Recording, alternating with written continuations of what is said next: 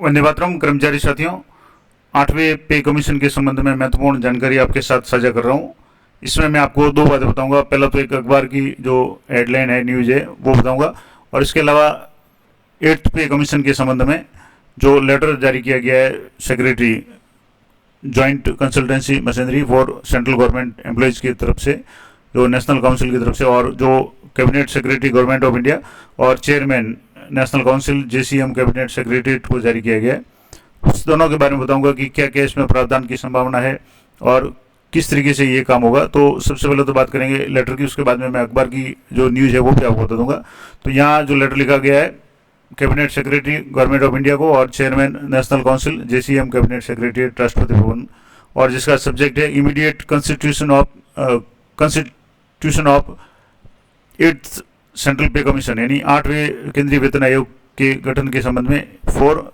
Revising pay allowances and pension and other benefits to central government employees, यानी जो केंद्रीय सरकार के कर्मचारी है उनके जो वेतन अलाउंसेज यानी भत्ते और पेंशन के लिए जो भी लाभ वगैरह है उसके लिए ये वेतन आयोग गठित करने के लिए मांग की गई है। और इसका इसमें लिखा हुआ है, काफ़ी बड़ा पेज में कुछ इंपॉर्टेंट बातें आपको यहाँ बताऊंगा। द 7th पे सेंट्रल पे कमीशन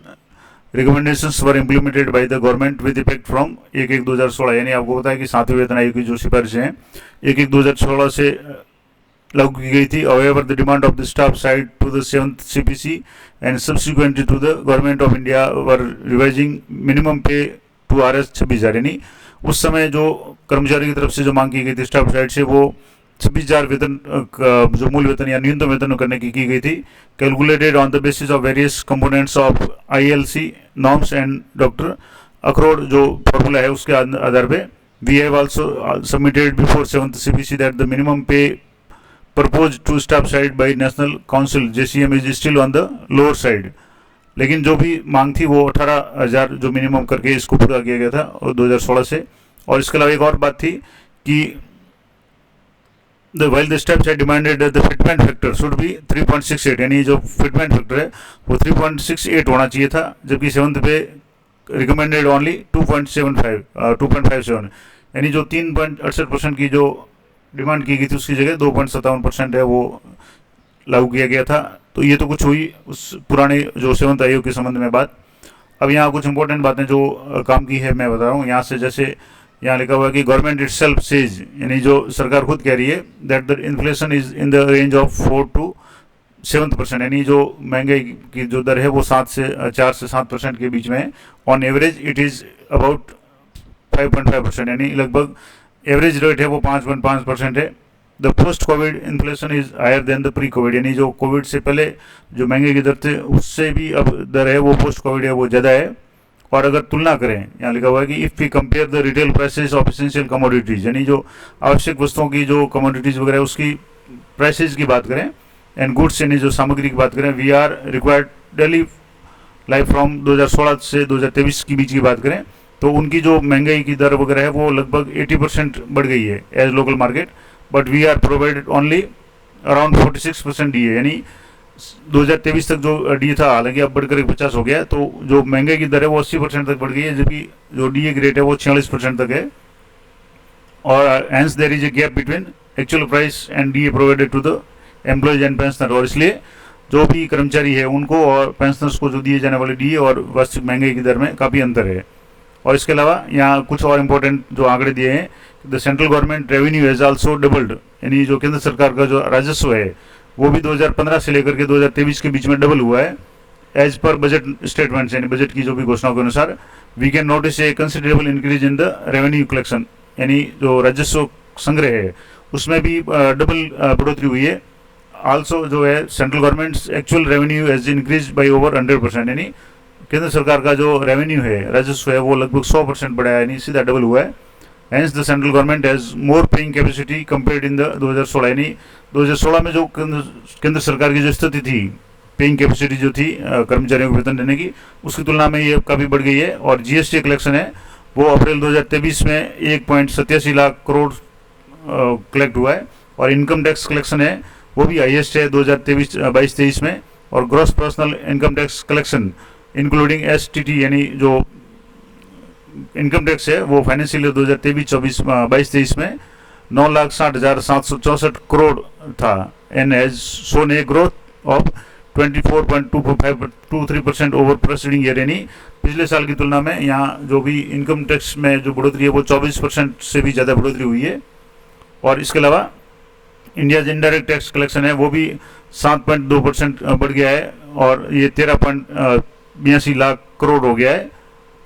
जो कि 12.89 लाख करोड़ था। तो ये भी काफ़ी है। इसके अलावा बजट एस्टिमेट फॉर ईयर 2023-24 में जो रेवेन्यू एक्सपेक्टेड है वो भी 33,60,858 करोड़ जो संभावित है। ये सारे आंकड़े दिए हुए हैं, और इसके आधार पे एक और इम्पोर्टेंट बात बताई गई कि the staff strength of central government employees has decreased. जो स्टाफ स्ट्रेंथ यानी स्टाफ की संख्या, कर्मचारी की संख्या है वो लास्ट डिकेड में 10 लाख कम हो गई, यानी 10 लाख वैकेंसीज कम हो गई है। और work pressure is on the existing employees, और जो वर्तमान में एम्प्लॉइज है उनके ऊपर है वो वर्क प्रेशर है वो बहुत ज़्यादा बढ़ गया है। The actual expenses of wages, salary and allowances is only 7.29%, यानी जो वर्तमान में जो खर्चा है पूरे बजट का, जो कर्मचारियों को जो वेतन का खर्चा है वो सिर्फ मात्र 7.29% है जो टोटल रेवेन्यू का है central government employees for the year 2021 and in respect of pensioners, और पेंशनर्स के मामले में actual expenses on the pension is around 4%। जो टोटल रेवेन्यू एक्सपेंडिचर है उसमें सिर्फ 4% है वो पेंशनर्स पे है, और कर्मचारियों के वेतन में 7.29% है।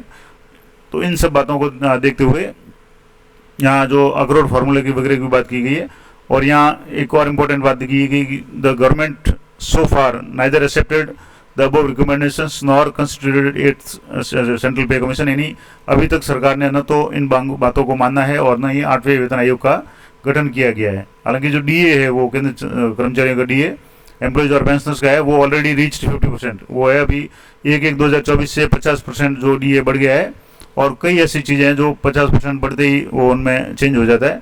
इसके अलावा considering inflation and the price rise, it is also pertinent to mention that more than 20 lakhs of civil servant government employees are governed under the NPS system, यानी 20 लाख से ज़्यादा कर्मचारी वो NPS के अंतर्गत आते हैं, और जिनके तहत इनकी जो 10% है वो बेसिक है और डीए का है वो NPS में जमा होता है। और ये भी इम्पोर्टेंट बात है। अब ये सारी बातें हैं, इन सब बातों को ध्यान में रखते हुए यहाँ जो इम्पोर्टेंट बात मैं लास्ट में आपको समरी के रूप में बता रहा हूँ, कंसिडरिंग ऑल अबव एस्पेक्ट्स, यानी इन सभी बातों को ध्यान में रखते हुए और today's requirement of the life, दैनिक जीवन की जो भी आवश्यकता है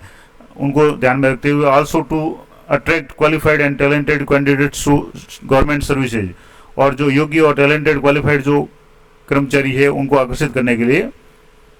टाइम हैज नाउ कम, यानी अब समय आ गया है to immediate constitute 8th central pay commission, 8वें वेतन आयोग को गठित करने का समय आ गया है। और to revise the pay scale, यानी किसके लिए, पे स्केल को रिवाइज करने के लिए, अलाउंसेज भत्तों को रिवाइज करने के लिए, और पेंशनर्स और अन्य जो बेनिफिट्स है सेंट्रल गवर्नमेंट एम्प्लॉइज को दिए जाते हैं वो सारे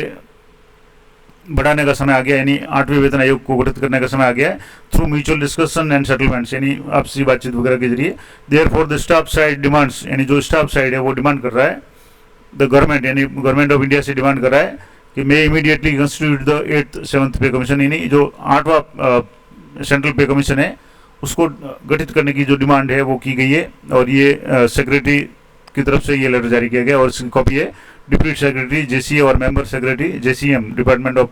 personal and training north block को इसकी कॉपी भी दी गई है। तो ये तो एक तरह से कर्मचारी की तरफ से मांग की गई है कि ये 8वां वेतन आयोग है जल्दी से जल्दी गठित किया जाए। और इसके संबंध में एक आपको जो मैंने शुरुआत में बताया था कि अखबार पे भी एक न्यूज आई है कि चुनाव में मिले झटके के बाद में मोदी सरकार को याद आया मध्यम वर्ग, 8वें पे कमीशन की तैयारी शुरू। अब यहाँ से जो इसमें लिखा हुआ है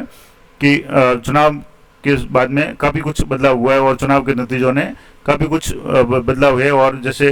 तीसरे कार्यकाल में विशुद्ध एनडीए की सरकार बन के लिया जाए, जो इसमें लिखा हुआ है कि वित्त मंत्री निर्मला सीतारमण 1 महीने बाद अंतरिम बजट पेश करेगी, और संकेत मिल रहे हैं कि 8वें वेतन आयोग के गठन के साथ ही इसकी कवायद शुरू होने वाली है। यानी संभवतः इस जो आगामी बजट है उसमें इसकी घोषणा की जाएगी 8वें वेतन आयोग की, और यदि इस फैसले को मंजूरी मिल जाती है तो फरवरी 2025 के बजट में इसकी औपचारिक घोषणा होगी। हालांकि एक वर्ग का मानना है कि केंद्र सरकार 3 राज्यों में होने वाले चुनावों में इसे भुनाने की कोशिश करेगी, यानी ये भी एक चुनावी मुद्दा भी हो सकता है। और इस कारण से यहाँ से जो केंद्रीय कर्मचारियों की सैलरी में वो बढ़ोतरी